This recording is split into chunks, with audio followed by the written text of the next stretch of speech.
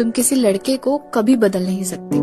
कितना भी पागलों वाला प्यार कर लो, रो लो, गिड़गिड़ा लो, उसके सामने गुस्सा कर लो, समझा लो, कितनी भी कोशिश कर लो, वो तब तक नहीं समझ सकता जब तक वो खुद ना चाहे।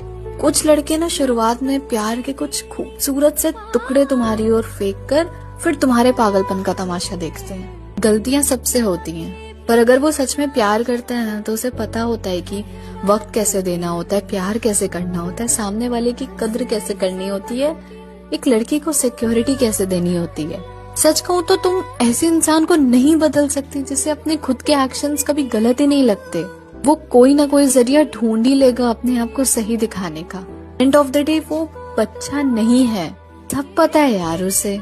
जब तक दिल ना माने तब तक अपनी तसल्ली के लिए जितना समझाना है उसे समझा लेना, उसके बाद ना खामोश हो जाना। और अगर खामोशी से भी फर्क नहीं पड़ा उसे तो वहाँ कोई प्यार नहीं।